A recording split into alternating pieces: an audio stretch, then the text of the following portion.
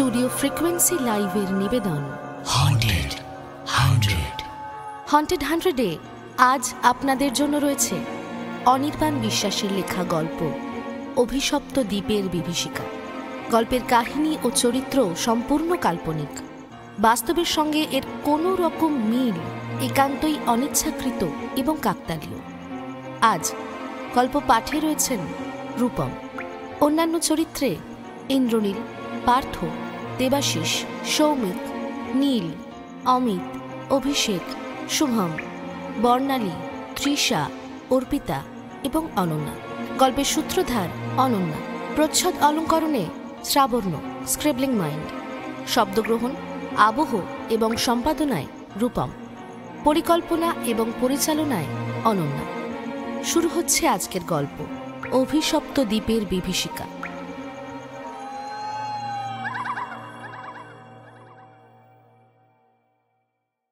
Media ও কাগজে হৈ হৈ কাণ্ড, সবার মধ্যেই গুঞ্জন। সরকারের তরফে সমস্ত মিডিয়াকে ডাকা হয়েছে। শোনা যাচ্ছে তামিলনাড়ুর মুখ্যমন্ত্রী কি যেন একটা জরুরি ঘোষণা করবেন, কারণ এই কয়েকদিন ধরেই বিভিন্ন দক্ষিণী খবরের চ্যানেল, কাগজে মূল আলোচনার বিষয়বস্তু ছিল তামিলনাড়ুর রামেশ্বরমের পাম্বানের কাছে একটা দ্বীপের ব্যাপারে। সেখানে ঘটে গেছে বীভৎস হত্যাকাণ্ডের ঘটনা। সেই ঘটনায় সাধারণ মানুষ তো বটেই, প্রশাসনিক কর্মকর্তারাও বেশ নড়েচড়ে বসেছেন। বিভিন্ন মিডিয়াও বেশ একটা রসালো খবর পেয়ে গেছে।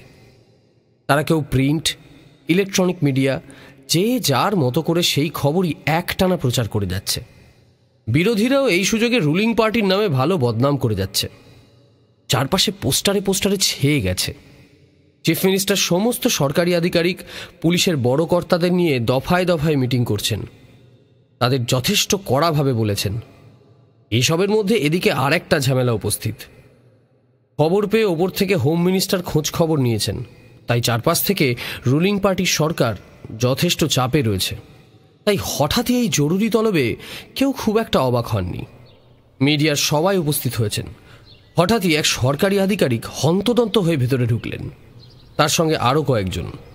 তার নাম মিস্টার KR বালাসুব্রমণিয়ম। তিনি এসে প্রেসের সামনে বসলেন। নিজে যে বিশেষ চাপে রয়েছেন তা তার মুখ দেখেই বেশ বোঝা যাচ্ছিল। যাই হোক, মিডিয়ার সবাই তড়িঘড়ি মাইক্রোফোন, ক্যামেরা নিয়ে তৈরি হয়ে নিল। সবাই শোনার জন্য উদ্গ্রীব যে তিনি সরকারের পক্ষ থেকে ঠিক কী বলেন। তবে একটা গুঞ্জন উঠল, মুখ্যমন্ত্রী নিজে এলেন না কেন? অনেক চাপা স্বরে বলল, আসলে বাইরে ভেতরে এত চাপে আছেন যে মিডিয়ার সম্মুখীন নিজে আর হতে চাইছেন না। তিনি একটু কষ্ট করেই মুখটা হাসি হাসি করার চেষ্টা করলেন, কিন্তু তা ঠিক করে উঠতে পারলেন না।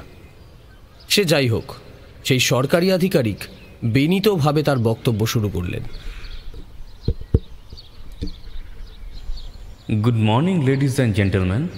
মাননীয় চিফ মিনিস্টার আজ একটা গুরুত্বপূর্ণ মিটিং থাকায় আপনাদের সামনে আসতে পারেননি। সেই জন্য উনি দুঃখ প্রকাশ করেছেন। উনি একটা অফিসিয়াল লেটার ইস্যু করেছেন। আপনারা জানেন, বিগত কয়েক সপ্তাহ ধরে ওই সর্বত্র আলোচিত ওই পরিত্যক্ত দ্বীপের ঘটনায় আপনাদের মতোই আমরা সবাই খুবই চিন্তিত। সর্বস্তরের প্রশাসনিক সব কর্তাদের সঙ্গে আলোচনা করে চিফ মিনিস্টার ঘোষণা করেছেন যে ওই দ্বীপে আর কাউকে থাকতে দেওয়া হবে না। শ্রীলঙ্কার সঙ্গে ওই ফেরি যোগাযোগও আপাতত অনির্দিষ্টকালের জন্য বন্ধ থাকবে। বর্তমান পরিস্থিতিতে গুরুত্ব দিয়ে সরকার এই সিদ্ধান্ত নিতে বাধ্য হলো। That's it. আমার একটা মিটিং আছে, আমি এক্ষুনি বেরিয়ে যাব। রেসে সবাই হৈ হৈ করে উঠল। সে কি, একেবারে যাওয়া যাবে না? তাহলে তো অনেকের, বিশেষ করে জেলেদের খুব মুশকিল হবে। এটা কি করে হয়? এটা তো হঠকারী সিদ্ধান্ত হলো। এটা নিয়ে বেশ একটা বিশৃঙ্খলা তৈরি হলো, কিন্তু সবাইকে থামিয়ে বললেন, দাঁড়ান দাঁড়ান, এক minute. Chief minister sir phone করেছেন। হ্যাঁ স্যার, হ্যাঁ স্যার, ওকে ওকে, ঠিক আছে, বলে দিচ্ছি। ওকে স্যার, ওকে। তারপর তিনি তার কপালের ঘাম মুছে বললেন, স্যার এইমাত্র জানালেন ওই দ্বীপে অল্প কয়েকজন অধিবাসী আছেন, তাদের পেশা মাছ ধরা। তাদের সঙ্গে ওখানে থাকা নিয়ে সরকার আলোচনা করবে। আর বিকেল 5টা পর্যন্ত সবাইকে অ্যালাউ করা হবে। তারপর সবাইকে চলে আসতে হবে। 1964 1964 সালের 22 ডিসেম্বরের ওই রাতের পর ওখানে রেল লাইন আর নেই। যোগাযোগ বলতে একমাত্র ফেরি সার্ভিস রয়েছে, যেটা সত্যিই খুবই বিপজ্জনক। তাই সরকার সিদ্ধান্ত নিয়েছে যে ওখানে ওভারব্রিজ করা হবে। এতে সাধারণ মানুষের যাতায়াতের সুবিধা হবে, আর পুরো দ্বীপের আরও বিভিন্ন রকম উন্নয়নের ব্যাপারে সরকার ব্যবস্থা নেবে। আর বিগত ওই ঘটনার ব্যাপারে আরও উচ্চ পর্যায়ের তদন্ত করা হবে। আচ্ছা, তাহলে আজ এই পর্যন্তই। এই প্রস্তাব সবার পছন্দ হলো। সবাই একসঙ্গে হাততালি দিয়ে তার বক্তব্যকে সমর্থন করল। সরকারি আধিকারিক তাড়াতাড়ি থ্যাংক ইউ বলে উঠে পড়লেন, আর সবাই একসঙ্গে চিৎকার করে তাকে জিজ্ঞাসা করলো, স্যার, কবে থেকে ব্রিজের কাজ শুরু হবে? স্যার, ওই ফেরি যোগাযোগ কি চিরকালের জন্য বন্ধ হয়ে গেল? তাহলে শ্রীলঙ্কা থেকে যে বহু লোক এখানে কাজ করতে আসতো, তাদের কি হবে? যারা এখনো ওখানে আছে তাদের কোনো খবর পাওয়া গেছে কি? মিডিয়াকে ওদের সাথে কথা বলতে দেওয়া হোক স্যার। সরকারি আধিকারিক উঠে পড়লেন। তিনি তাড়াতাড়ি যেতে যেতে বললেন, চিফ মিনিস্টার স্যার, সময় মতো সব জানিয়ে দেবেন। Thank you. আধিকারিক আর দাঁড়ালেন না, তিনি তড়িঘড়ি গাড়িতে উঠে চলে গেলেন।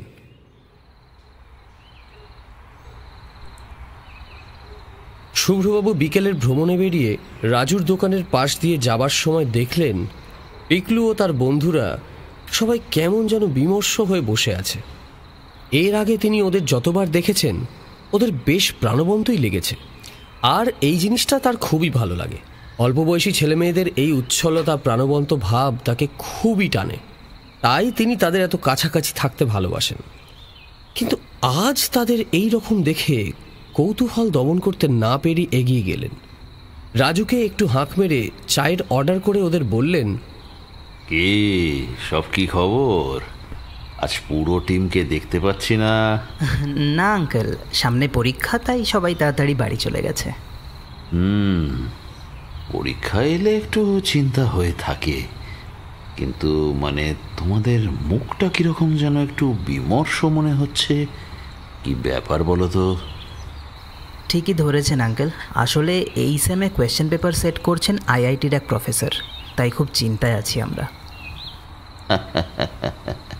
ধুর পাগল, তাই কখনো হয় নাকি? আর ওদেরও তো তোমাদের মতন স্টুডেন্ট আছে। তাহলে আর মোটামুটি 10 বছর ধরলে কিছু কমন পাবেই, বাকিটা তোমাদের পড়াশোনার উপর। অত ঘাবড়ানোর কিছু নেই, বিকুল। ওনার কথায় সবাই বেশ স্বস্তি বোধ করল। আগে মুখের সেই চিন্তার কালো ছাপ দূর হয়ে গেল। এবারে ওদের মুখ দেখে বোঝা যাচ্ছিল ওরা এখন বেশ টেনশন ফ্রি, বেশ আগের মতোই হাসি খুশি দেখাচ্ছিল। উরবি বলল, উফ আঙ্কেল, আপনি না কি যে ভালো, কি বলবো, আমাদেরকে বাঁচালেন আপনি। সত্যি আপনার এই ভোকাল টনিকের মূল্য অনেক। Thank you. এর মধ্যে রাজু শুভ্রবাবুকে চা দিয়ে বললেন, তোমাদের কি আরেক কাপ করে দেবো নাকি? গল্প শুনতে শুনতে খাবে? কি যে বলিস, শুনলি না ওদের পরীক্ষা? আজ আর গল্প নয়। না, কথাটা একেবারেই খারাপ বলেনি। আমাদের তো আজ প্র্যাকটিক্যালটা হলোই না, হাতে একটু সময়ও আছে, তা একটা যদি ছোট গল্প থাকে বলুন না। হ্যাঁ আঙ্কেল, সত্যি ঘটনার উপরে আধারিত কোনো ছোট গল্প যদি থাকে বলুন না। না, আজ নয়, এক্সামের পরে হবে। কিন্তু ওরা সবাই নাছোড়বান্দা হওয়ায় অবশেষে তিনি রাজি হলেন। শুভ্রবাবু একটু থেমে বললেন, আচ্ছা ঠিক আছে ঠিক আছে, তোমাদের পরীক্ষা, তাই আজ একটা ছোট গল্প বলছি। সবাই আনন্দে হই হই করে উঠল। আরে দারুণ দারুণ। এটা আমাদের দেশেই বর্তমানে একটা পরিত্যক্ত দ্বীপ। লোকে এখানে বেড়াতে যায়, কিন্তু বিকেলে 5টার পরে কাউকে থাকতে দেওয়া হয় না। এটা ভারত সরকারের কঠোর নির্দেশ। কিন্তু কেন আঙ্কেল, ব্যাপারটা কি? মানে ওই দ্বীপটা কি রাতে সমুদ্রের তলায় ডুবে যায়, আবার দিনের বেলায় ভেসে? না, সে ব্যাপার হলেও হতো, কিন্তু সেটা নয়। তার কারণটাই বলছি। সবাই অবাক বিস্ময়ে তার দিকে তাকিয়ে রইল। তিনি আবারও বলতে শুরু করলেন, এর কারণ জানতে গেলে আগে তোমাদের ওই অঞ্চলের ভৌগোলিক অবস্থা ও ইতিহাস জানতে হবে। অনেক দিন আগে শ্রীলঙ্কা থেকে বহু লোক ভারতবর্ষে তথা দক্ষিণ ভারতের তামিলনাড়ু রামেশ্বরমে কাজ করতে আসতেন। ওই অঞ্চলে তখন বিভিন্ন রকমের কাজের সুবিধা ছিল। তবে সবাই যে কাজের উদ্দেশ্যেই আসতেন তা নয়, অনেকে বিভিন্ন কারণে এই শর্টকাট রুটটা ব্যবহার করতেন। যদি ম্যাপ দেখো তাহলে আরও ভালো করে বুঝতে পারবে। আগে দক্ষিণ ভারতের তামিলনাড়ু ও রামেশ্বরমকে একটা রেলওয়ে ব্রিজের মাধ্যমে জোড়া হতো। অর্থাৎ তখনকার দিনে তামিলনাড়ুর মন্ডাপ্পাম অঞ্চল ও রামেশ্বরমকে একটা দীর্ঘ রেলওয়ে ব্রিজের মাধ্যমে যুক্ত করা হয়। আসলে 1914 সালের 27শে ফেব্রুয়ারি এটা কমিউনিকেশনের সুবিধার জন্য বানানো হয়েছিল। এর নাম ওই অঞ্চলের নামানুসারে পাম্বান ব্রিজ দেওয়া হয়। এই ব্রিজটার উপর দিয়ে 653 নম্বর তামিলনাড়ু থেকে একটা মিটার গেজ ট্রেন যেত। সারাদিনে কয়েকটি ট্রেন যেত। তা এই রাতের ট্রেনটায় বহু লোক সারাদিনের কাজের শেষে বাড়ি ফিরত। আবার অনেকেই এখান থেকে স্টিমারে চেপে শ্রীলঙ্কায় তাদের বাড়িতে ফিরে যেত। অনেক গরিব মানুষ বা জানোই তো সব, তারা বিনা টিকিটেও ওই ট্রেনে সফর করত। চেকিং হবার কোনো ভয় না থাকলে যা হয়। আচ্ছা, ত্রেতা যুগে শ্রী রামচন্দ্র যে লঙ্কায় সেতু নির্মাণ করেছিলেন, সেটা এর কাছাকাছি কোনো জায়গা থেকে না? হ্যাঁ, ঠিকই বলেছ। এদের কাছে এক ধরনের পাথর পাওয়া যেত যেটা জলে ভেসে থাকতে পারত। অবশ্য সেটা দাক্ষিণাত্যের অন্য অনেক জায়গাতেও পাওয়া যেত। সেই বিষয়ে অন্য সময় কখনো বলবো। সেই পাথরের জন্যই এই সেতু তৈরি করা সহজ হয়েছিল। উরবি কিছু বলতেই যাচ্ছিল, তিনি তাকে থামিয়ে দিয়ে বললেন, জানি জানি এই নিয়ে বিতর্ক আছে, তাই তো বললাম এই বিষয়ে বিশদে অন্য সময় কখনো এভিডেন্স দিয়ে বলবো। কথা বলতে বলতেই রাজুর চা চলে এলো। শীতের আমেজ চলে আসায় চাটা খেতে সত্যি খুব ভালো লাগছিল। শুভ্রবাবু চায়ে চুমুক দিয়ে বলতে শুরু করলেন, ভৌগোলিক তো হলো, ইতিহাসটা আরও কিছুটা বলি। 1964 সালের ডিসেম্বর মাসের 15 তারিখের পর থেকে আবহাওয়া ক্রমশ খারাপ হতে থাকে। এই অঞ্চলটা সমুদ্রের একেবারে পাশে, ছোট একটা শহর আর তার ছোট একটা স্টেশন। সেই স্টেশনের স্টেশন মাস্টার ছিলেন মিস্টার সুন্দররাজ। সেদিন ছিল 22শে ডিসেম্বর। আবহাওয়া ক্রমশ খারাপ হচ্ছিল। মিস্টার সুন্দররাজ 2 জন রেল কর্মীকে নিয়ে ছোট প্রান্তিক স্টেশনে কাজ করছিলেন। তারপর এক রেলকর্মী বললেন, স্যার, আপনি তাড়াতাড়ি বরং বাড়ি ফিরে যান। ওয়েদার ভালো নয়, বেশ জোরেই ঝোড়ো হাওয়া চলতে শুরু করেছে। আর আজ তো আর কোনো ট্রেন আসবে না। স্টেশন মাস্টার মিস্টার সুন্দররাজ বললেন, আমারও তাই মনে হয়। এই দুর্যোগে 653 নম্বর ট্রেন না আসারই কথা। আর এলেও তুমি ক্লিয়ারেন্স দিও না, কারণ ওই পুরো পথটা সমুদ্রের উপর দিয়ে হওয়ার দরুন খুবই বিপজ্জনক। ও আপনি নিশ্চিন্ত থাকুন স্যার, আমি কোনো ক্লিয়ারেন্স দেব না। মিস্টার সুন্দররাজ নিজের কাজের টেবিল থেকে উঠে চলে যেতে গিয়েও ঘুরে দাঁড়িয়ে বললেন, না, বুঝলে, আমার আজকের পরিস্থিতি ঠিক ভালো ঠেকছে না। আমি একটু ওয়েট করে যাই। স্যার, আপনার তো বয়স হয়েছে, আর সেই 15 তারিখ থেকে যা ঝোড়ো হাওয়া বইতে শুরু করেছে, তারপর আজকে তার প্রকোপ যেন আরও বেড়েছে। মাঝে মধ্যে বৃষ্টিও বেশ হচ্ছে স্যার। এরপর তো আপনি আর কোয়ার্টারে ফিরতে পারবেন না। দেখো, দায়িত্ব জিনিসটা আমরা সেই চাকরি শুরু থেকেই শিখেছি। তাই আজ শরীরটা সেরকম জুত না হলেও যেতে ঠিক মন সায় দিচ্ছে না, বুঝলে। হঠাৎই বাইরে শোঁ শোঁ করে হাওয়া বইতে লাগলো। দুজনে সেই দিকে তাকিয়ে একসঙ্গে দীর্ঘশ্বাস ছাড়লেন। মিস্টার সুন্দররাজ একটু কাশতে থাকলেন।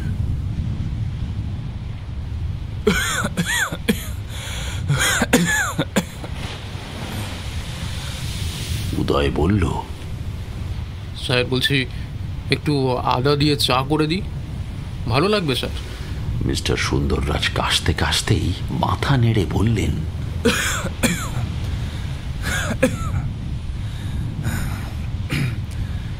না গো, 2 বার চা খেয়েছি। আর না, তুমি গরম জলে ওই আদা না কি সব দিয়ে বানাও, ওটাই একটু করে দাও তো। উদয় মাথা নেড়ে চা করতে বসলো। একটু দূরেই সমুদ্র, তার গর্জন কানে ভেসে আসছিল। আজকে যেন সমুদ্রের গর্জন একটু বেশি জোরে হচ্ছে। মিস্টার সুন্দররাজের কপালে বলিরেখার ভাঁজটা যেন একটু গভীরই হলো। রেলকর্মী তাকে গরম জলের সঙ্গে আদা, লবঙ্গ, গোলমরিচ ইত্যাদি মিশিয়ে নিয়ে এসে কাপে ঢেলে দিল। তারপর উদয় হেসে তাকে বললেন, নিন স্যার, এটা গরমা গরম খেয়ে নিন, একদম ভালো লাগবে স্যার, আরাম বোধ করবেন। মিস্টার সুন্দররাজনের মুখে একটু হাসি ফুটে উঠল। তিনি অল্প করে কয়েকবার চুমুক দিয়ে বলে উঠলেন,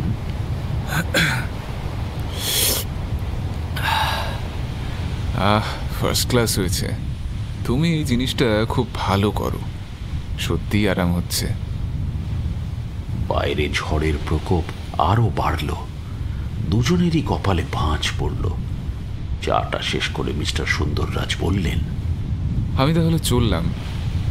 তুমি কিন্তু ট্রেন নাম্বার 653 কিছুতেই এদিকে আসার জন্য ক্লিয়ারেন্স দেবে না। এই বলে তিনি স্টেশন থেকে বেরিয়ে বাড়ির দিকে রওনা হলেন। গাড়ি করে রাস্তায় যাওয়ার সময় তার মনটা বারবার এক অশনি সংকেতের আভাস পাচ্ছিল। তিনি ড্রাইভারকে বললেন, এত জোরে ঝড় আমি কোনোদিনই দেখিনি। সাবধানে গাড়ি চালাও, বাড়িতে ফিরতে পারলে বাঁচি। স্যার স্যার, আমি আজ আপনার বাড়িতেই থেকে যাব, কারণ এই ঝড়ে গাড়ি নিয়ে বাড়ি ফিরতে একটু মুশকিলই হবে, বুঝলেন? নো প্রবলেম, বাড়িতে জানিয়ে দিও, আমি আমার মেয়েটকে বলে দেবো তোমার জন্য খাবার বানিয়ে দেবে। তিনি সমুদ্রের প্রচণ্ড গর্জনের শব্দ শুনতে পাচ্ছিলেন, যেন প্রচণ্ড ক্ষিপ্ত হয়ে উঠেছে।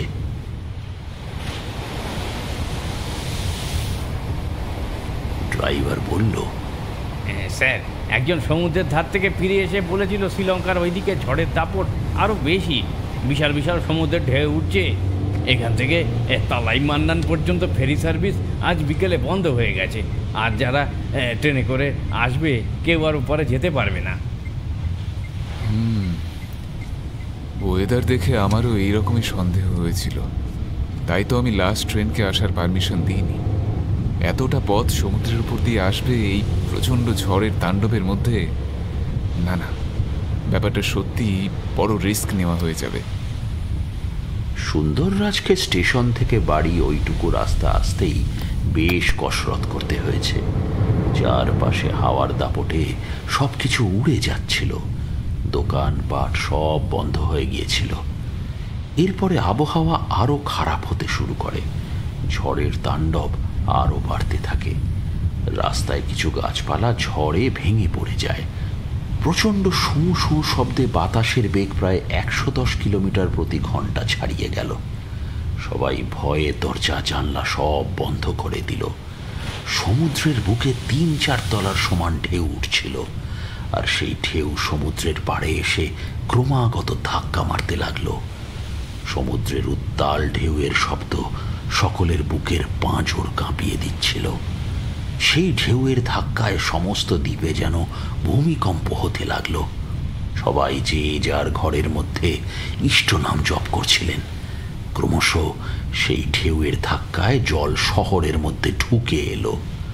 সমুদ্রের ধারে যে সমস্ত মৎস্যজীবীদের গ্রাম ছিল, সেগুলোর মধ্যে সমুদ্রের জল হু হু করে ঢুকতে শুরু করলো। তাদের গ্রাম থেকে মানুষের তীব্র আর্তনাদ শোনা গেল। সবাই বাঁচাও বাঁচাও শব্দে চিৎকার করছিল। কিন্তু প্রকৃতি তখন তার নিষ্ঠুর করাল রূপ ধারণ করেছে। হাওয়ার গতি ক্রমশ তার বেগ বাড়িয়ে তীব্র থেকে তীব্রতর হতে লাগলো।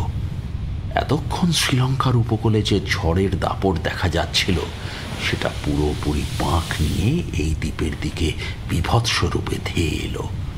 আধ ঘন্টার মধ্যে হাওয়ার গতিবেগ ঘন্টায় 250 কিলোমিটার ছাড়িয়ে গেল। বড় বড় গাছপালা সেই ঝড়ের সামনে দাঁড়িয়ে থাকার আপ্রাণ চেষ্টা করতে লাগলো, কিন্তু পারল না। মাটি থেকে উপরে ছিটকে পড়ছিল।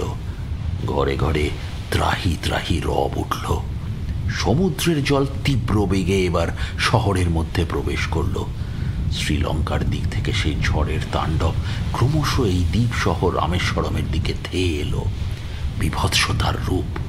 ঝড়ের প্রকোপে সমুদ্রের তীব্র জলোচ্ছ্বাস শুরু হলো। বড় বড় ঢেউ আগেই উঠেছিল, এখন সেগুলো ৬-৭ তলা বাড়ির সমান উঠতে লাগলো আর প্রবল বেগে শহরের উপরে আছড়ে পড়তে লাগলো। ওদিকে রাতের শেষ ট্রেন মণ্ডপম থেকে ছেড়ে দ্বীপের দিকে এগোতে থাকলো। ড্রাইভার গার্ডকে বললেন, কি গার্ড সাহেব, এগোবার অনুমতি দিন। কতক্ষণ আর মগবনে বসে থাকবো? একই স্টেশনে আধ ঘন্টা ওয়েট করছি। শুনুন, আমি কিন্তু ক্লিয়ারেন্স পাচ্ছি না। আমি এগোবার অনুমতি দেব কি করে? আর ওয়েদারও ভালো দেখছি না। আরে আমি ওদের সঙ্গে যোগাযোগ করেছিলাম ট্রেন নিয়ে বেরোনোর আগেই। ওদের উদয় তখন বলেছিল ওয়েদার খারাপ হলেও চলে আসা যাবে, তবে ওদের স্টেশন মাস্টার নাকি একটু আপত্তি জানাচ্ছিলেন। তাহলে তুমি রিস্ক নিচ্ছ কি করে? আরে ওই সমুদ্রের উপরে জায়গাটা পেরিয়ে গেলেই আর কোনো চাপ নেই, বাকি আমি ঠিক ম্যানেজ করে নেব। গার্ড একটু চুপ করে রইলেন। ড্রাইভার ওয়্যারলেস ধরে বললেন, হ্যালো হ্যালো, সময় চলে যাচ্ছে তো, তাড়াতাড়ি ওই জায়গাটা পেরিয়ে গেলেই সব চিন্তা থেকে মুক্তি। বলুন কিছু। ট্রেনের কিছু লোক এসে হম্বি তম্বি করতে লাগলো। কি দাদা, আর কতক্ষণ বসে থাকবো? কিছু একটা করুন। দেখুন, আমি কি করব? গার্ড সাহেব না বললে আমি তো আর চালাতে পারি না। আরে এত দেরি করলে তো আমরা শেষ স্টিমারটা পাবো না। এখন আমরা ওপারে যাব কি করে? এবারে না ছাড়লে কিন্তু আমরা ছেড়ে কথা বলবো না, আগেই বলছি। দেখুন দেখুন, আমি ক্লিয়ারেন্স না পেলে কিভাবে ছাড়ব? আর আপনারা একটু দয়া করে বোঝার চেষ্টা করুন। অত কথা আমরা জানি না। দেখুন, শেষবারের মতো ভদ্রভাবে বলছি, ছাড়বেন কি ছাড়বেন না? হ্যাঁ, আবহাওয়া ক্রমাগত খারাপের দিকে যাচ্ছে, তাও এত দেরি করছেন কেন? আরে আমরা ওপারে যাবো কখন? চলুন তাড়াতাড়ি চলুন, নইলে কিন্তু এবার খুব খারাপ হয়ে যাবে। দেখুন, ওদিক থেকে ক্লিয়ারেন্স আসছে না মানে কোনো সমস্যা নিশ্চয়ই হয়েছে। এই অবস্থায় ট্রেন এগোনোর নির্দেশ আমাদের নেই, আপনাদেরই বিপদ হতে পারে। সবাই অত্যন্ত উত্তেজিত হয়ে গার্ডকে ঘিরে ধরল। তিনি অত্যন্ত বিনীতভাবে তাদের বোঝানোর চেষ্টা করতে লাগলেন। কিছু ড্রাইভারকে ঘিরে ধরে ধমকাতে লাগলো। সেও আপ্রাণ বোঝাবার চেষ্টা করল, কিন্তু জনতা ক্রমশ মারমুখী হয়ে উঠল। তখন এক প্রকার বাধ্য হয়ে এই গার্ড ট্রেন ড্রাইভারকে ট্রেন চালানোর জন্য সম্মতি দিলেন। গার্ড উপরের দিকে তাকিয়ে ঈশ্বরকে স্মরণ করে বললেন, আমি বহুবার আপনাদের বারণ করলাম, কিন্তু আপনারা যখন একান্তই শুনছেন না, তাহলে ওপরওয়ালাই ভরসা। বেশ, চলুন ড্রাইভার সাহেব, যা আছে কপালে দেখা যাবে। যাত্রীরা সবাই ট্রেনে উঠে বসল। গার্ড ড্রাইভারকে বলল, সিগন্যাল ছাড়াই চলুন, পরে এটা নিয়ে তো এনকোয়ারি হবে, তখন জিজ্ঞেস করলে সত্যি কথাই বলতে হবে। তাতে যা আছে কপালে তাই হবে। আপাতত এদের তো শান্ত করি। আগে ঈশ্বরের কৃপায় তাড়াতাড়ি পৌঁছাতে পারলে বাঁচি, বাকি সব পরে দেখা যাবে। গাড়ি যখন ছাড়ল তখন ওখানে ঝড়ের গতিবেগ ঘন্টায় ৮০ থেকে ৯০ কিলোমিটার হবে। ড্রাইভার বেশ সন্তর্পণে ট্রেন চালাতে লাগলো। সকলেই বেশ খুশি, কারণ তারা আর কিছুক্ষণের মধ্যেই দ্বীপে পৌঁছে যাবে। ট্রেন আস্তে আস্তে তার গতিবেগ বাড়াতে লাগলো। কিছু দূর যাবার পরে দূরে ড্রাইভার ধোঁয়ার মতো কি যেন একটা দেখতে পেল। সে ভালো করে দেখার চেষ্টা করলো, কিন্তু ঠিক বুঝতে পারল না। কিন্তু সেই ট্রেন যেই সমুদ্রের উপরে গেল, সে কিছুটা অনুমান করতে পারল, আর তার ভয়ে গলা শুকিয়ে গেল। কারণ ট্রেন যত এগোতে লাগলো, হাওয়ার গতিবেগ তখন তীব্র থেকে তীব্রতর হতে লাগলো। ট্রেন লাইন সমুদ্রের উপর দিয়ে হওয়ায় পাশে সমুদ্রের বিশাল ঢেউ সেই ট্রেনের সমান উচ্চতায় উঠে গিয়েছিল, আর সেই ঢেউ ট্রেনের উপরে আছড়ে পড়তে লাগলো। ট্রেনের যে প্যাসেঞ্জাররা এতক্ষণ ধরে ট্রেনটা চালাতে বলছিল, তারাই এখন ট্রেনটা থামানোর জন্য চিৎকার করে অনুরোধ করতে লাগলো। কিন্তু তখন আর কিছু করার নেই। ট্রেনটা সমুদ্রের প্রায় মাঝ বরাবর পৌঁছে গিয়েছিল। ট্রেনটা যখন দ্বীপটা থেকে একটু দূরে, তখন হাওয়ার গতিবেগ ঘন্টায় 150 কিলোমিটার ছাড়িয়ে গেল, আর তার সাথে পাল্লা দিয়ে বাড়তে লাগলো সমুদ্রের ঢেউ। সেই ঢেউ সুনামির মতো প্রায় 10-12 তলা বাড়ির সমান উচ্চতায় উঠে ঝাঁপিয়ে পড়ল চতুর্দিকে। হাওয়ার গতিবেগের সঙ্গে পাল্লা দিয়ে সেই ঢেউ একটার পর একটা ক্রমাগত আছড়ে পড়তে লাগলো সেই ট্রেনের উপরে। সবাই সেই ভয়াবহ দৃশ্য দেখে ভয়ে থরথর করে কাঁপতে লাগলো। ট্রেনের মধ্যে ত্রাহি ত্রাহি রব উঠল। সমুদ্রের জল ট্রেনের জানলা দরজা দিয়ে ভিতরে এসে পড়ল। সব জানলার কাঁচ ভেঙে গেল। যাত্রীরা সবাই সমুদ্রের জলে ভিজে গেল। অনেকের শরীরে সেই ভাঙা কাঁচের টুকরো ঢুকে গেল। রক্তারক্তি কাণ্ড। সমুদ্রের সেই উত্তাল ঢেউ দেখে ড্রাইভারের ভয়ে হাত থরথর করে কাঁপতে লাগলো। সেই সমুদ্রের মাঝখানে দাঁড়িয়ে এগোবে না দাঁড়িয়ে থাকবে ডিসিশন নিতে পারছিল না। অগত্যা সে ভয়ে ভয়ে কাঁপা কাঁপা গলায় গার্ডকে জিজ্ঞাসা করল, এখন কি করব? গার্ড চোখ বন্ধ করে ঈশ্বরকে স্মরণ করছিলেন। তিনি সেই অবস্থাতেই শান্ত অথচ গম্ভীর কণ্ঠস্বরে বললেন, গো অ্যাহেড। ড্রাইভারের বুকটা ধড়াস ধড়াস করে কাঁপছিল, যেন হার্টটা এই বুঝি বুক চিরে বেরিয়ে যায়। মনটা সায় দিচ্ছিল না, কিন্তু এই অবস্থায় সমুদ্রের মাঝখানে দাঁড়িয়ে থাকাটাও বুদ্ধিমানের কাজ নয়। অগত্যা সে ঈশ্বরের নাম স্মরণ করে ফুল স্পিডে ট্রেন চালিয়ে দিল। সবাই ট্রেনের মধ্যে আতঙ্কে চিৎকার করছিল। ট্রেনটা সেই দুর্যোগের মধ্যে দিয়ে তীব্র বেগে এগিয়ে যেতে লাগলো, আর একটার পর একটা বিশাল আকার ঢেউ সেই ট্রেনটার উপরে আছড়ে পড়তে লাগলো। ড্রাইভার দাঁতে দাঁত চেপে চালাতে লাগলো। ট্রেনটা প্রায় সমতলের কাছে এসেই পড়েছিল, কিন্তু শেষ রক্ষা আর হলো না। ঝড়ের প্রকোপ আরো বাড়তে লাগলো, আর তার সাথে পাল্লা দিয়ে বাড়তে লাগলো সমুদ্রের ঢেউ। দু একবার বড় বড় ঢেউয়ের ধাক্কায় ট্রেনের মধ্যে জলে ভেসে গেল। ট্রেনটায় অতিরিক্ত ভিড় থাকার জন্য বহু লোক জলে ভেসে গেল। তারা উপর থেকে সমুদ্রে পড়ার সময় বাঁচাও বাঁচাও বলে চিৎকার করতে লাগলো। কিন্তু ওই প্রচন্ড ঢেউয়ের ধাক্কায় কারোর নিজেদের সামলানোই মুশকিল ছিল, তাই অন্যদেরকেই বা সামলাবে। ট্রেন তাও দুর্বার গতিতে চলতে লাগলো, কিন্তু তীব্র হাওয়ার বেগে জলের ঝাপটায় সে ড্রাইভারকেও ফেলে দিল। সে কোনোভাবে স্টিয়ারিংটা ধরার চেষ্টা করলো, কিন্তু পারল না। ঝড়ের তাণ্ডব আরো ভয়াবহ হয়ে উঠল। এদিকে সমুদ্রের পর পর বিশাল ঢেউ এসে সমুদ্রের গর্ভেই পুরো ট্রেনটাকে টেনে নিল। সেই ট্রেন শুদ্ধ সমস্ত মানুষের ভারত মহাসাগরের বুকে সলিল সমাধি হলো। শহরের অবস্থা আরো ভয়াবহ। সমুদ্রের তখন রুদ্রমূর্তি। 10-15 তলার সমান ঢেউ আছড়ে পড়তে লাগলো সেই ছোট দ্বীপের শহরের বুকে। তীব্র হাহাকার উঠল চারপাশে। সমুদ্রের সেই জলের তোড়ে খড়কুটোর মতো যেন সবকিছু ভেসে যাচ্ছিল, আর তার সাথে পাল্লা দিয়ে চলছিল তীব্র ঝড়ের তাণ্ডব। ঘরবাড়ির সঙ্গে মানুষজনও সেই সমুদ্রের ঢেউয়ের ধাক্কায় ভেসে যেতে লাগলো। সারা রাত ধরে সেই ঝড়ের তাণ্ডব চলতে লাগলো। পরের দুদিনও এই একই রকম তাণ্ডব চলতে লাগলো।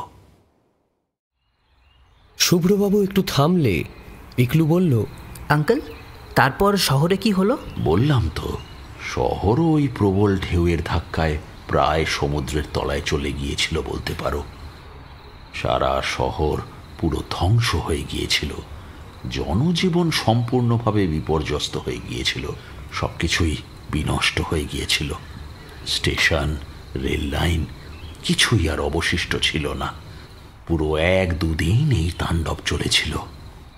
এই বলে তিনি চাটা শেষ করে বললেন, ও রাজু, তুমি আজ আমাকে গ্লাসে চা দিলে না কেন? আরে আর বলবেন না, কালকে রাইতে আমারই হাতে লেগে আপনার জন্য রাখা গ্লাসটা ভেঙে গেছিল। কিছু মনে করবেন না, আমি আজকে রাতেই আমার নতুন গ্লাস কিনে আনবো। আর চা খাবেন নাকি? হলে মন্দ হতো না। আঙ্কেল, আজ ঠিক জমলো না। ভূতের ব্যাপার তো কিছুই নেই। অরিত্র ওর মাথায় চাঁটি মেরে বলল, এই একে অসভ্যতম, হ্যাঁ এরকম কেউ বলে? উরবি মাথায় হাত বোলাতে বোলাতে বলল, আমি তো আর তোদের মতো মিথ্যে কথা বলতে পারি না। অরিত্র রেগে ওকে আবারও মারতে যাচ্ছিল, এমন সময় শুভ্রবাবু তার হাত ধরে ফেললেন। তারপর তিনি হেসে বললেন, আরে ঠিক আছে ঠিক আছে। তা মা, আমি তো গল্প এখনো শুরুই করিনি, জাস্ট ইতিহাসটা বলছি মাত্র। আমি তো ভাবলাম গল্পটা শেষ। শুভ্রবাবু মাথা নেড়ে বললেন, শোনো, এই ঘটনার প্রায় বছর 5 বাদে আবারও সবাই নতুন করে ওখানে জনবসতি বসানোর চেষ্টা করলো। তখন তো মিডিয়া এত উন্নত ছিল না। মিডিয়া বলতে সর্বভারতীয় টিভি ও রেডিও চ্যানেলগুলো আর কাগজ। তখন বিভিন্ন কাগজের মাধ্যমে জায়গাটা বিখ্যাত হয়ে গিয়েছিল। কিছু ট্যুরিস্ট ওখানে বেড়াতে যেত ঘোরার জন্য। এরকমই একদিনের ঘটনার কথা বলি শোনো। আগে যা বলেছি, শহরের কিছুই অবশিষ্ট ছিল না। রেললাইন বিধ্বস্ত, স্টেশনের অবস্থাও তথৈবচ। শহরের ঘরবাড়িও ধূলিসাৎ হয়ে গিয়েছিল। কিন্তু এর পরেও কিছু লোক ওখানে নতুন করে বসবাস শুরু করলো। সবাই ভাবল, যা হবার হয়েছে, এবার আবারও নতুন করে শুরু করা যাক। শহরে নতুন করে ঘরবাড়ি তৈরি না হলেও মৎস্যজীবীদের একাংশ, মাঝিরা, ছোটোখাটো দিনমজুরেরা বসবাস শুরু করে। প্রথমে তেমন কিছু একটা ঘটনা ঘটেনি। একদিন মাঝরাতে প্রচণ্ড জোরে ঝড়ের শব্দ হতে লাগলো। পরে সেই ঝড়ের দাপট আরও বাড়তে লাগলো। সবাই ঘরের মধ্যে ভয় পেয়ে গেল। মনের মধ্যে সেই ঘটনার একটা আতঙ্ক তো আগেই ছিল। তারপরে এত জোরে ঝড়ের আওয়াজ পেয়ে তারা কি করবে বুঝতে পারছিল না। মনে মনে ইষ্ট নাম জপ করতে লাগলো। ক্রমশ ঝড়ের আওয়াজ আরও বাড়তে লাগলো। তার সঙ্গে পাল্লা দিয়ে সমুদ্রের গর্জনও বাড়তে থাকলো। ঘরের মধ্যে যারা ছিল, এরকমই এক পরিবার হলো পাকিজা পরিবার। এরকম অবস্থায় তারা কি করবে ভেবেই পাচ্ছিল না। তারা আলোচনা করতে লাগলো। এমন সময় তাদের পরিবারের ছোট মেয়ে মন্টি বলল, সমুদ্রের ঢেউ যদি আবারও এসে পড়ে, তাহলে তো ঘরের মধ্যে বসে বসে মরতে হবে। যতক্ষণ না ঢেউ ঘরের মধ্যে ঢুকে আসছে, ততক্ষণ আর বাইরে না বেরোনোই ভালো। দেখছিস না বাইরে কি প্রচণ্ড ঝড় উঠেছে? আর তুই যা রোগা, তোকে তো উড়িয়েই নিয়ে যাবে। মা, একবার বাইরে দেখবে? ও তো ঠিকই বলছে। ঘরের মধ্যে বসে বসে মরার থেকে বাইরে বেরিয়ে বাঁচার চেষ্টা ভালো নয় কি? তোরা এত বোকা! একে এই প্রচণ্ড ঝড়, তার উপর সমুদ্রের ঢেউ। বাইরে গেলে তোদের রাখবে বুঝি? চুপ করে বস এখানে। অনিচ্ছা সত্ত্বেও তারা ভিতরে বসলো। কিন্তু ছোট বোনটা ছটফটে বলে মা একটু পিছনে ফিরেছে কি, সে বাইরে উঁকি মারার জন্য পা টিপে টিপে বেড়ার জানলার কাছে গিয়ে আবার মায়ের দিকে তাকিয়ে দেখল। মা অন্য কাজে ব্যস্ত। ব্যাস, সে জানলাটা আস্তে করে খুলে উঁকি মারল। বাইরে তাকিয়ে সে অবাক হয়ে গেল। আরে, বাইরে তো এত ঝোড়ো হাওয়া বইছে না, তাহলে ঘরের মধ্যে এরকম মনে হচ্ছে কেন? সে কথা ভেবে যেই না ঘুরতে গেছে, অমনি সে একটা পচে গলে যাওয়া মানুষকে দেখে শিউরে উঠল। সে ভয় পেয়ে মাটিতে ছিটকে পড়ে গেল। আরে, এ তো একটু আগেও এখানে ছিল না, তাহলে সে এখানে এলো কিভাবে? তাকে এভাবে মাটিতে পড়ে যেতে দেখে সবাই অবাক হয়ে গেল। মা তার কাছে গিয়ে বলল, কি রে, পড়ে গেলে কি করে? কি হয়েছে? সে ভয়ে ভয়ে জানলার দিকে হাত দেখিয়ে বলল, ওই বাইরে। সে পুরো কথাটা শেষ করতে পারল না। মা তাকে ধমকে বলল, তোকে না বাইরে দেখতে বারণ করেছিলাম? তার বড় মেয়ে দৌড়ে গিয়ে জানলার দিকে তাকাতে গেলেই তার মা জোরে ধমক দিয়ে বলল, ওরে বাইরে কেন দেখছিস? বারবার বারণ করছি মানে কোনো কারণ আছে নিশ্চয়ই। ওরা তখন তার মার কাছে গিয়ে জিজ্ঞাসা করলো, কি হয়েছে মা, আমাদের বলো না। ও কিছু না, এমনি বলেছি, রাতে বাইরে সমর্থমে না যাওয়াই ভালো। ওই এতদিন তো বলনি, এই কিছুদিন ধরে দেখছি তুমিও বাইরে যাচ্ছ না। কি হয়েছে ঠিক করে বলো তো, না হলে আমরা কখন বাইরে চলে যাব তুমি তা ধরতেও পারবে না। না না যাস নে মা, যাস নে, আমি বলছি, আমি সব বলছি, দাঁড়া। মার মুখটা এবার ফ্যাকাশে হয়ে গেল। সে বলল, একদিন রাতে তোদের বাপের জন্য অপেক্ষা করছিলাম, এমন সময় অন্ধকারে হঠাৎই দূর থেকে দেখি কে যেন একটা খুঁড়িয়ে খুঁড়িয়ে এইদিকেই আসছে। আমি তোদের বাপ ভেবে দৌড়ে গেছি, কিন্তু তাকে দেখে তো আমার বিড়মি খাবার জোগাড়। তুমি তুমি আমারই মতো দেখেছো বুঝি? একটা পচা গলা দেওয়ালা মানুষ দেখলাম রে, তুইও কি তাই দেখেছিস? সে মাথা নাড়ল। ততক্ষণে দরজায় দুম দুম করে কারা যেন শব্দ করছিল। ওরা কুঁকড়ে গেল, একে অপরকে জড়িয়ে ধরে বসে রইল। বাবা এলো কি? তোদের বাপ যা মানুষ, এলে গাল দিয়ে ডাকতো, এ তো খালি দরজা ধাক্কাচ্ছে, এ তোদের বাপ নয়, ও হতেই পারে না। ক্রমশ দরজায় শব্দ বাড়তে লাগলো। ছোট মেয়ে বলল, তাহলে কি যাদের বাইরে দেখলাম তারাই এসব করছে? কি হবে মা? কি হবে মা? আমরা কি করব এখন? কি করব আমরা? এই বলে বড় মেয়ে তাকে জড়িয়ে ধরল। তাদের মা তাদের জড়িয়ে ধরল। একটু বাদে সেই ধাক্কার আওয়াজ একদম থেমে গেল। ওরা সবাই চুপ করে বসে রইল। কিছুক্ষণ কোনো শব্দ নেই, সব চুপচাপ। ওরা সবাই একে অপরের মুখ চাওয়াচাওয়ি করল। তারপর ওদের মা ইশারায় বসতে বলে খুব আস্তে আস্তে উঠে জানলার কাছে গেল। একটু কাঁপা কাঁপা হাতে জানলাটা ফাঁক করে উকি মেরেই জানলাটা বন্ধ করতে গিয়েও চারপাশে তাকিয়ে দেখল। তারপর মেয়েদের দিকে তাকিয়ে মাথা নেড়ে ইশারা করে বলল, কেউ নেই, কেউ নেই। কিন্তু ততক্ষণে জানলায় একটা পচা গলা মূর্তি এসে দাঁড়িয়েছে। সেটা তাদের মা না দেখলেও মেয়েরা দেখে বাকরুদ্ধ হয়ে তাদের মাকে ইশারা করলো। কিন্তু তাদের মা কিছু বোঝার আগেই সে জানলা দিয়ে দুটো হাত বাড়িয়ে তার গলাটা ধরল। আচমকা এরকম আক্রমণে তাদের মা তার দুই হাত দিয়ে আপ্রাণ সেই পচা গলা দেহের মানুষের হাতটা ছাড়ানোর চেষ্টা করতে লাগলো। কিন্তু ততক্ষণে তার হাতের এক মোচড়ে তার মাথাটা মটকে দিল।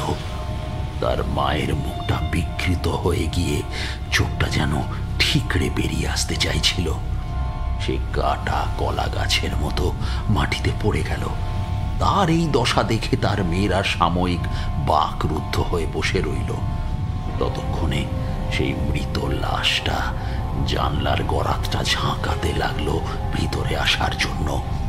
প্রাথমিকভাবে ওরা ভয় পেয়ে গেলেও পরবর্তীকালে তারা হুঁশ ফিরে পেয়ে হাতের সামনে রাখা একটা লাঠি দিয়ে ওই লাশটার দিকে তেড়ে গিয়ে বেধড়ক লাঠি চালিয়ে ওকে তাড়াতে লাগলো।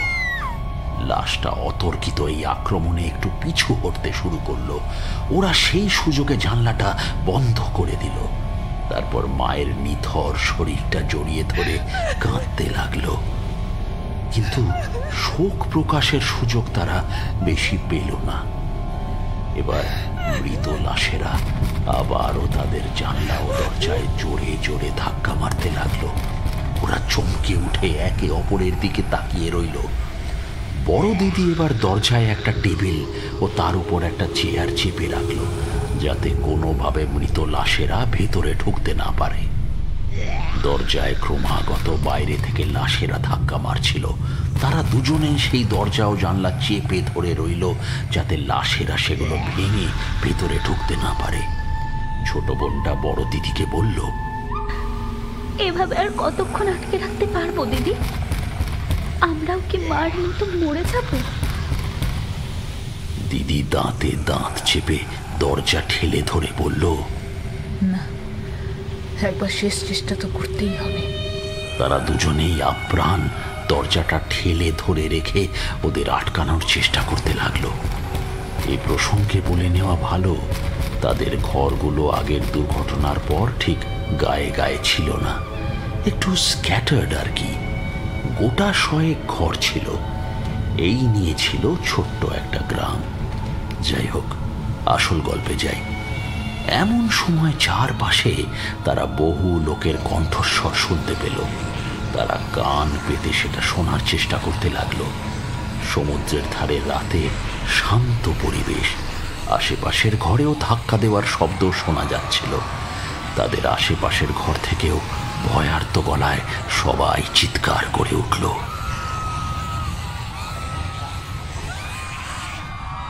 তারা ভয়ে ভয়ে একে অপরের দিকে তাকালো।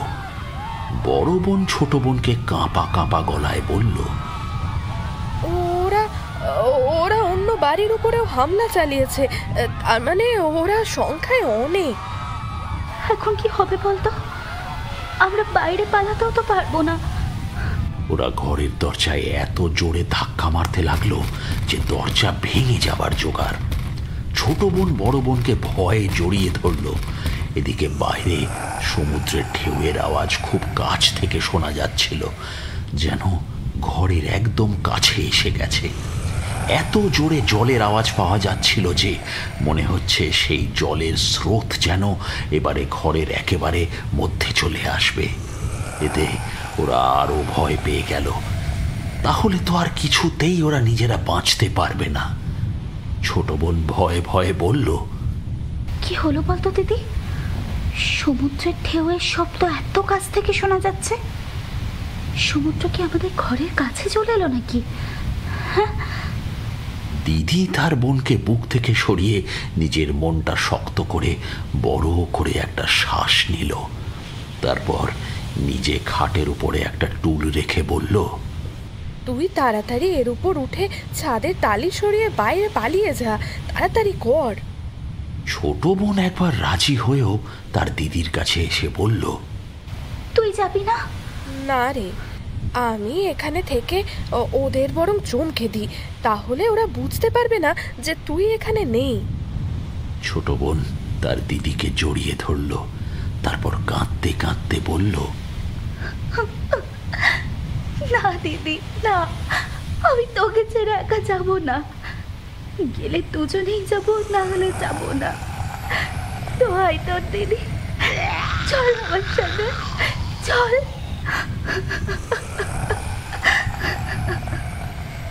দিদি তার বোনের মাথায় হাত বুলিয়ে বলল, ঠিক আছে, তুই যা না, আমি পরে না হয় আসছি।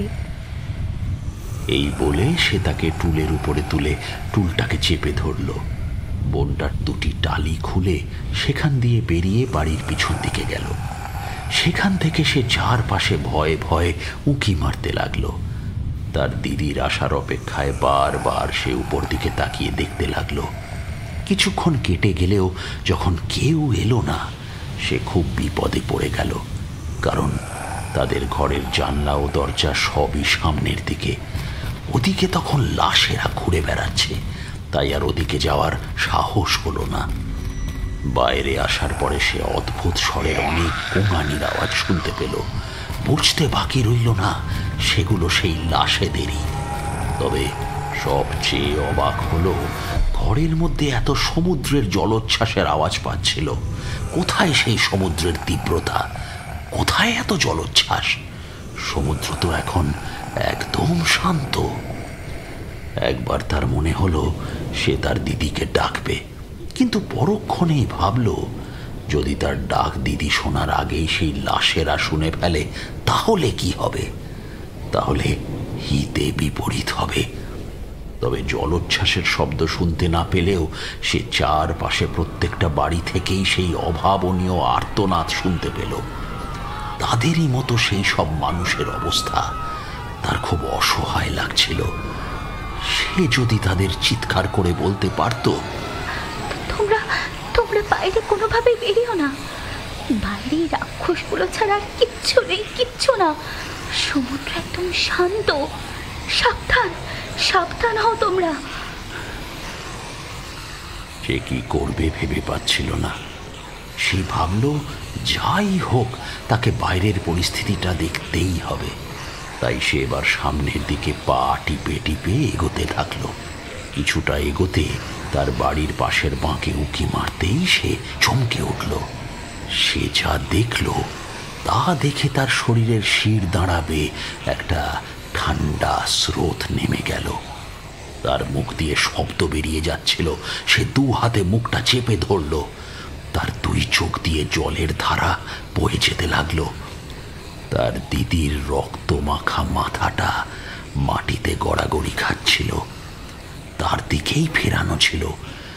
একটা চোখ উপড়ে ফেলেছিল, আর একটা চোখে পরম মায়া ভরে তার দিকে চেয়েছিল।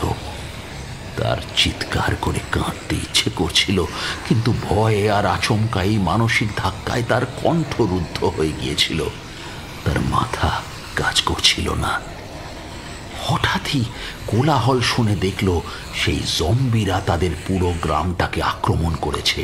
সব বাড়ি থেকেই লোকজন বিভিন্ন কারণে ভয়ে বেরোচ্ছে আর তাদের হাতে পড়ে প্রাণ হারাচ্ছে। আর যেখানে বেরোচ্ছে না তাদের ওরা ছলনার আশ্রয় নিয়ে আক্রমণ করছে। তবে আরও একটা জিনিস সে লক্ষ্য করল যে এক্ষেত্রে কোনোভাবে কিন্তু তারা ঘরের মধ্যে ঢুকে আক্রমণ করছে না। মানুষই প্রাণ ভয়ে বাইরে বেরিয়ে আসছে, আর জম্বিরা তাদের ধরে কারোর মাথা ঘাড় থেকে ছিঁড়ে নিচ্ছে, কারোর দেহটাকে ধরে পায়ের উপরে রেখে দুই ভাগ করে দিচ্ছে। মানুষ দিশেহারা হয়ে চারপাশে দৌড়ে বেড়াচ্ছে। রক্তে চারপাশ ভেসে যাচ্ছে। মানুষের আর্তনাদ চিৎকারে সমুদ্রের গর্জনও যেন ঢাকা পড়ে যাচ্ছে। চারপাশে জম্বিরা সবাইকে ধরতে ব্যস্ত। এই জায়গাটা জঙ্গলের একদম পাশে থাকায় এদিকে কেউ আর আসেনি।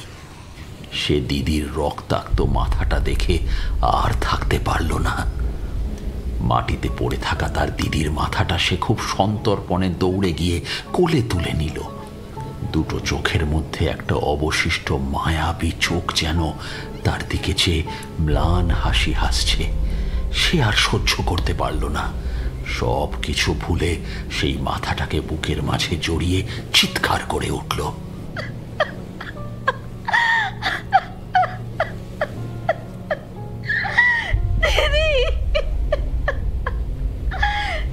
এটা কি করে করতে পারলে দিদি?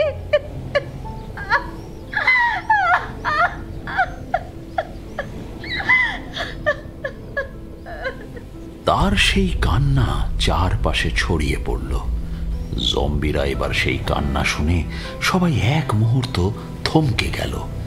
তারপর কয়েকজন তার দিকে ধেয়ে এলো। তাদের গলার আওয়াজ শুনে সে এবার সম্বিত ফিরে পেল। সে ভয়ে তাড়াতাড়ি উঠতে গিয়ে হাত থেকে তার দিদির মাথাটা মাটিতে পড়ে গড়িয়ে গেল। এদিকে ততক্ষণে জম্বিরা প্রায় কাছাকাছি এসে পড়েছে। সে দেখল দিদির মাথাটা তুলতে গেলে আর জঙ্গলের মধ্যে পালানো হবে না। শুধু তাই নয়, তার জীবন সংকটও হতে পারে। সে কি করবে ভেবে পেল না। মনে বড় দ্বিধা। তারপর সে এক মুহূর্ত ভেবে নিয়ে জীবনের ঝুঁকি নিয়েই দৌড়ে দিদির মাথাটা তুলে বুকে জড়িয়ে নিল। ততক্ষণে দুইজন জম্বি তার একদম কাছে এসে গেছে। তাদের একজন রক্তাক্ত হাতটা দিয়ে তাকে ধরতে গেল, কিন্তু মেয়েটা নিচু হয়ে বসে তাকে কাটিয়ে ডান দিকে লাফ দিল। তারা তাকে ধরতে পারল না। সে পড়ে গিয়েও তার দিদির মাথাটা ছাড়েনি। সে কোনো মতে উঠে জঙ্গলের দিকে যেতে গিয়ে যা ভেবেছিল সেটাই সত্যি হলো। ওইদিকে তখন অনেক জম্বিরা আগে থেকেই বুঝতে পেরে ঘিরে ফেলেছে। তাই সে আর সময় নষ্ট করল না।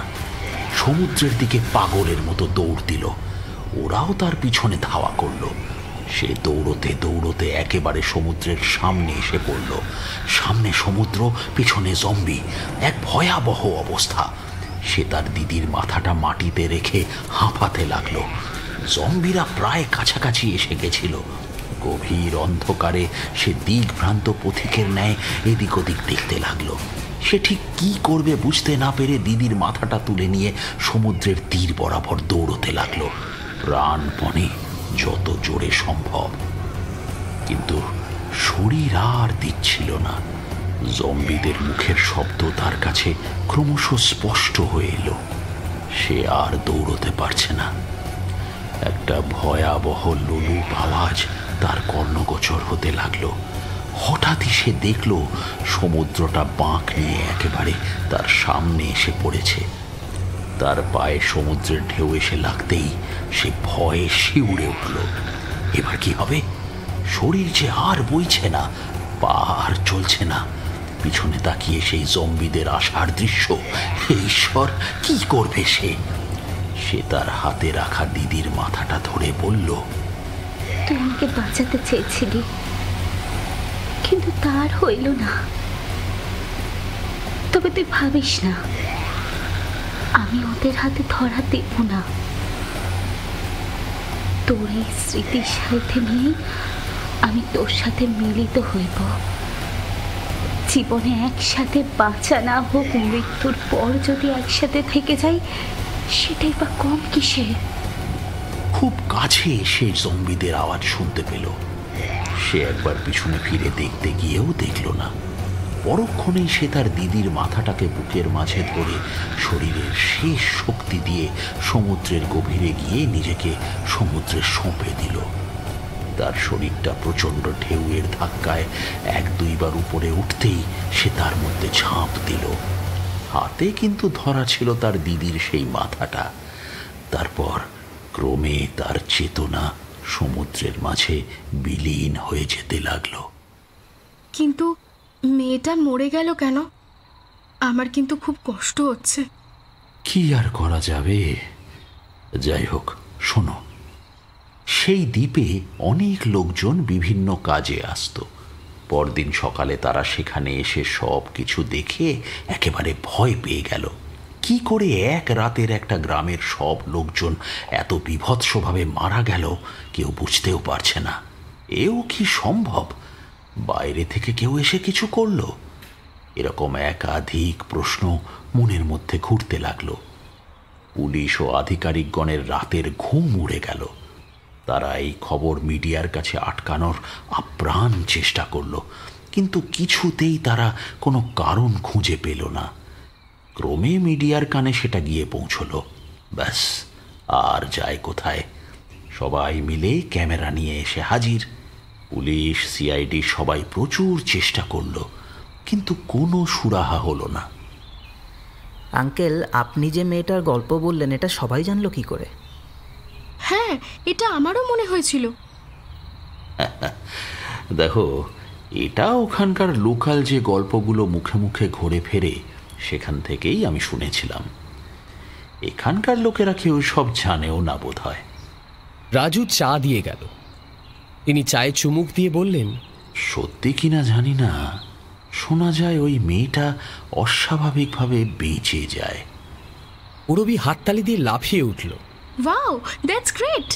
কিন্তু কিভাবে, কি করে হলো বলুন তাড়াতাড়ি। তখনকার দিনেও রাম সেতুর আর জলের উপরিতলের দূরত্ব খুব একটা বেশি ছিল না। শোনা যায় মেয়েটাকে ডুবুরিরা উদ্ধার করে। সে সমুদ্রের ঢেউয়ে কিছু দূর ভেসে গিয়ে রাম সেতুর উপরে আটকে ভেসেছিল। তার হাতটা সেতুর কোনো একটা জায়গায় কোনো কিছুর সঙ্গে জড়িয়েছিল। উদ্ধারকারীরা তাকে টেনে তুলতে গেলেই যে জিনিসটা দিয়ে তার হাতটা সেতুর সঙ্গে জড়িয়েছিল সেটা খুলে গিয়ে সমুদ্রে বিলীন হয়ে যায়। এই সব গল্প মেয়েটা তাদেরই বলেছিল, তবে মেয়েটার পরিচয় কোনো ধরনের মিডিয়ায় আসেনি। আচ্ছা, এখনো সেই সব ঘটনার কথা শোনা যায় কি? এরপরেও কিছু ভৌতিক কাণ্ড ঘটার পর সরকার থেকে ওখানে বিকেল 5টার পর যাওয়া নিষিদ্ধ করে দেয়। তবে এখন প্রচুর টুরিস্টের ভিড় সারা বছরই লেগে থাকে। এখনও প্রায় 50 ঘর জেলেরাই শুধুমাত্র ওখানে থাকে। বাকি সবাইকে বিকেল 5টার পর চলে আসতে হয়। শুভ্রবাবু এবারে উঠে পড়লেন। যাও, তোমাদের সামনে পরীক্ষা। এ রাজু, এ নাও, ওদের বিলটাও আমার সাথেই কেটে নাও। চলি সবাই, ভালো করে পরীক্ষা দাও, হ্যাঁ কেমন? এই বলে তিনি বাড়ির দিকে হাঁটতে লাগলেন। বাকি সবাই এই গল্প ও জায়গাটা নিয়ে আলোচনায় বসলো, কেউ বা গুগল সার্চ করতে বসলো। পিকলুর কি মনে হলো, সে দৌড়ে শুভ্রবাবুর কাছে গিয়ে জিজ্ঞাসা করলো, আচ্ছা আঙ্কেল, ওই মেয়েটা যে বললেন রামসেতুর উপরে ভেসেছিল, তার হাতটা কোথায় একটা জড়িয়েছিল, সেটা কিভাবে? দেখো, এটা খুবই কন্ট্রোভার্সিয়াল। ওরা তো ঠিক ওড়না পড়ে না, তবে মেয়েটার পরনের জামাটা সমুদ্রের ঢেউতে ছিঁড়ে মেয়েটাকে শুদ্ধ কিছু একটা ভারী জিনিসের সঙ্গে জড়িয়ে অনেকটা আংটার মতো সেতুর সঙ্গে জড়িয়েছিল। মেয়েটা বলেছিল, আমি জ্ঞান হারানোর আগেই সেই অন্ধকার জলের মধ্যমণি হয়ে মাথাটা জীবন্ত হয়ে ওঠে। আধা জ্ঞান অবস্থায় আমি আমার দিদিকে সামনে দেখতে পাই। সে যেন আমাকে ভাসিয়ে নিয়ে যাচ্ছিল। আর আপনারা বলছেন আমার পরনের জামাটা পুরো ছিঁড়ে একদিকে আমি আর একদিকে কোনো ভারী জিনিসের সঙ্গে জড়ানো ছিল। সেটা আর কিচ্ছু নয়, বোধহয় আমার দিদির সেই মাথাটা। সেটা যে কি করে আমার সেই জামাটা ধরে রেখেছিল সেটা আমি বলতে পারবো না। পিকলুর শুনে গায়ে যেন কাঁটা দিয়ে উঠল। সম্বিত ফিরে দেখল শুভ্রবাবু কখন কুয়াশায় ঢাকা অন্ধকারে মিলিয়ে গেছেন। আজও সেই মৃতদেহগুলো ওই দ্বীপে ঘুরে বেড়ায়। আজও ঝড়ের রাতে মানুষের করুণ আর্তচিৎকার ভেসে আসে। আজও সন্ধ্যার পর দ্বীপের বাসিন্দারা ঘরের বাইরে বের হয় না। কোনো এক সঙ্গত কারণেই সরকারি চাপে মিডিয়া ব্যাপারটা চেপে রেখেছে।